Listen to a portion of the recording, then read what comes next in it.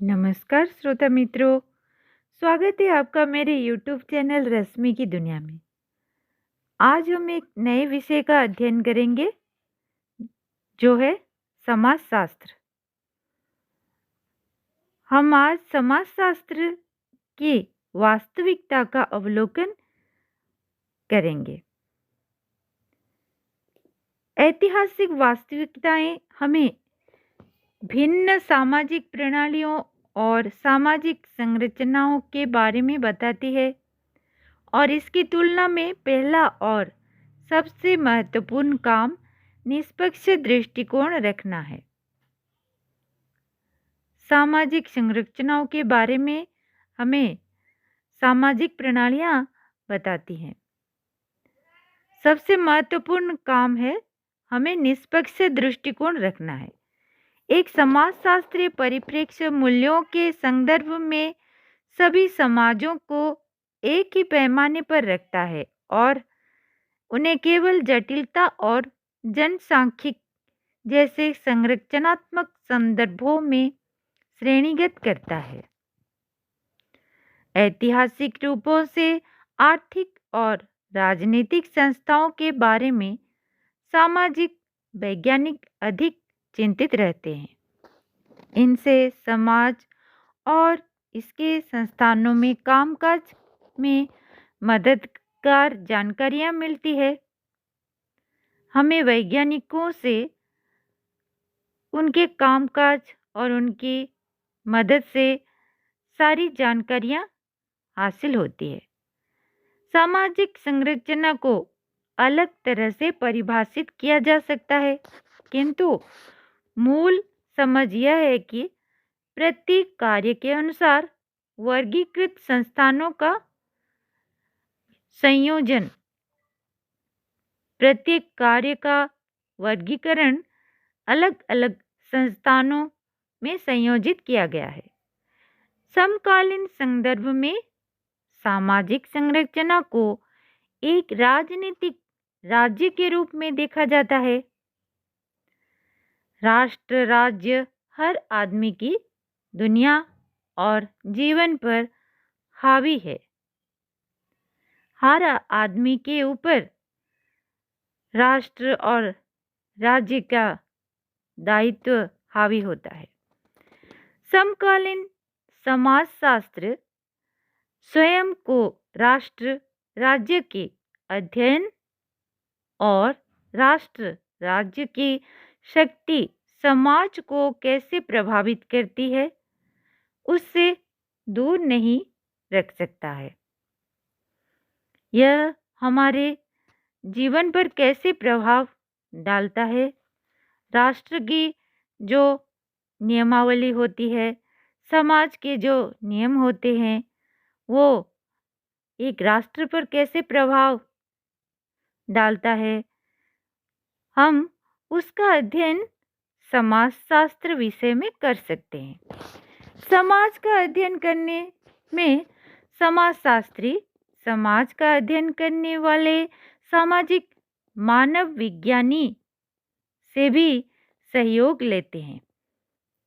इसके लिए हमें मानव विज्ञानियों का भी सहयोग लेना जरूरी है। अर्थशास्त्रियों की भी मदद हमें सामाजिक संबंधों के अध्ययन करने से मिलता है। अर्थशास्त्रियों का भी मदद लेना पड़ेगा और समकालीन अर्थशास्त्री समाज के सामाजिक संबंधों और मानदंडों और मूल्यों से गहराई के साथ जुड़े होते हैं और इस तरह समाजशास्त्रियों के सामने समाजशास्त्रियों की समान रुचि रखते हैं। राजनीतिक वैज्ञानिक भी समाज और उसके शक्ति संबंधों का अध्ययन करते हैं और समकालीन समय में समाजशास्त्र और राजनीतिक विज्ञान के बीच बहुत अधिक अभिसरण होता है।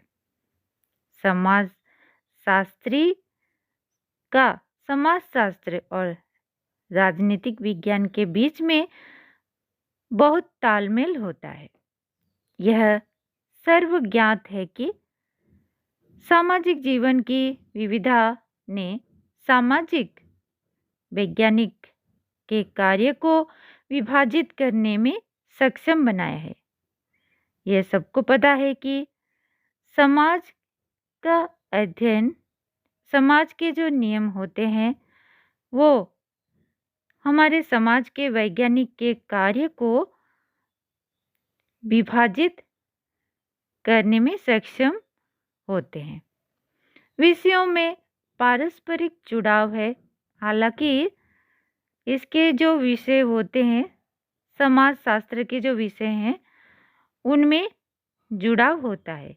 इसमें असहमति हो सकती है कि कुछ लोगों की असहमति होती है, कुछ लोगों की सहमति को ध्यान करके सभी विषयों की उत्पत्ति अपने तरीके से होती है। समाज में जब कोई नियम बनता है तो कुछ लोग उसमें सहमत होते हैं, कुछ लोग उसमें असहमत होते हैं। इसको ध्यान में रखकर नए नए नियम बनाए जाते हैं। भले ही आज एक दूसरे को कमतर बताने वाले विषयों की स्वीकार्यता बढ़ रही है, आज एक दूसरे के साथ सभी बातों का कंपैरिजन होता है।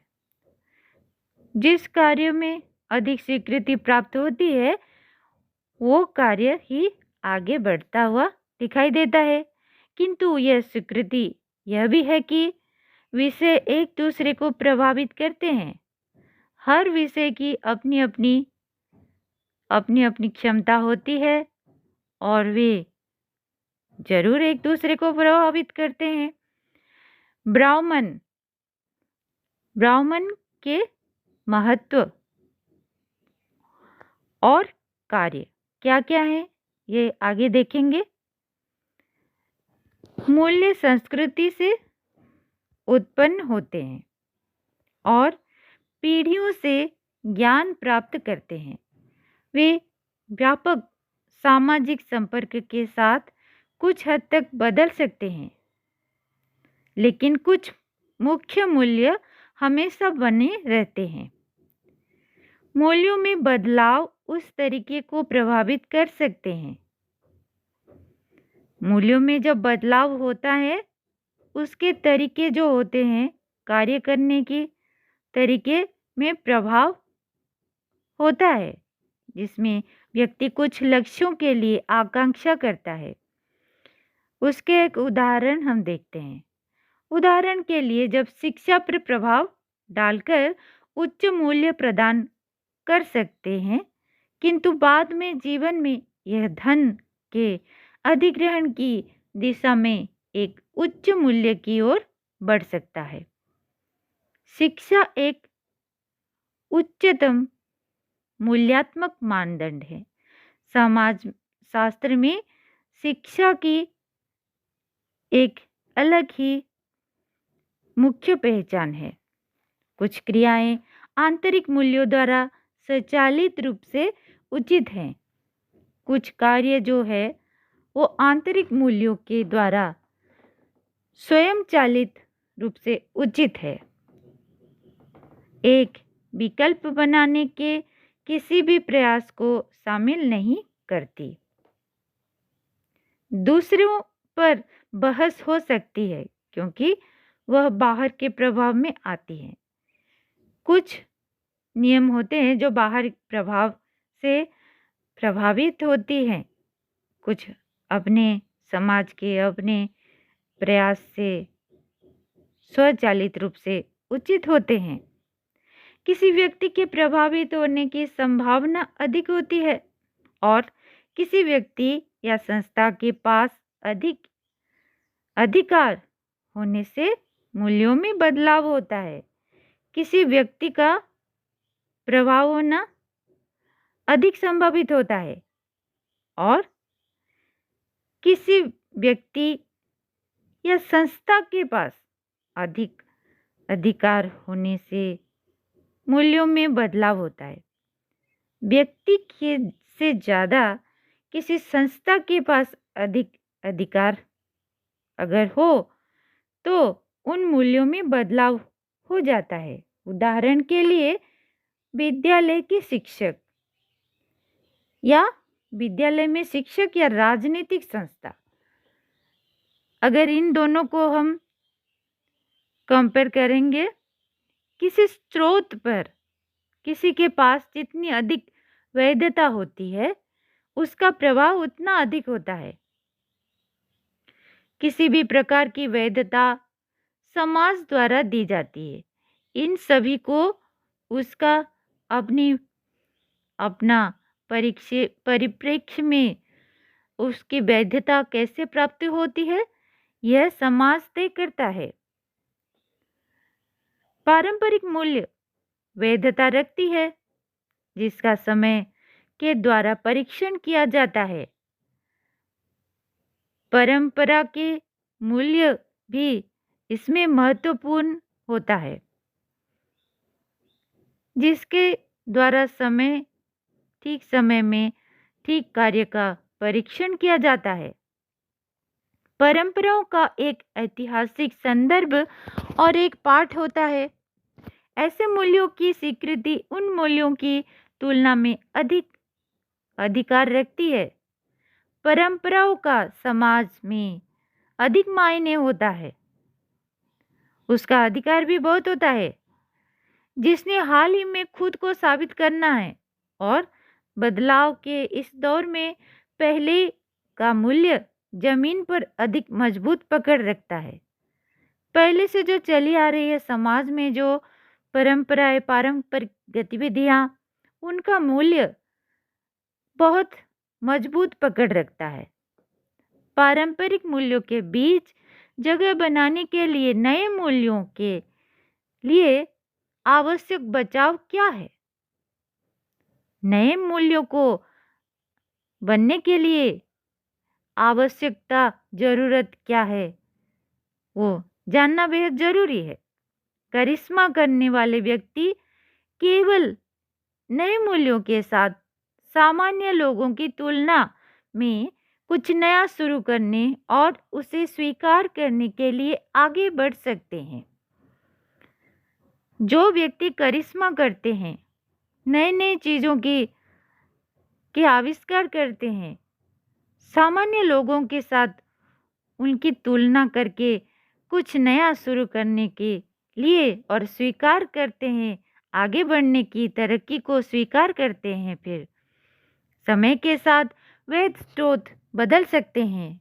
जैसे कि धार्मिक प्रचारकों से टेलीविज़न व्यक्तित्वों में बदलना। टेलीविज़न में धार्मिक जो प्रचार होते हैं, इसी में हमारे समाज के व्यक्तित्व में बदलाव जरूर आता है।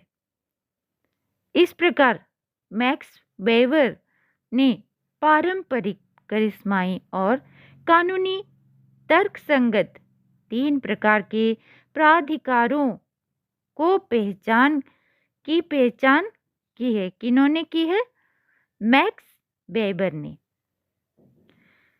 वेबर ने पारंपरिक, करिश्माई और कानून को तर्कसंगत करने के 3 प्रकार के जो अधिकार हैं, जो 3 प्रकार के कानूनी तर्कसंगत अधिकार है, उनकी पहचान की है मैक्स वेबर ने।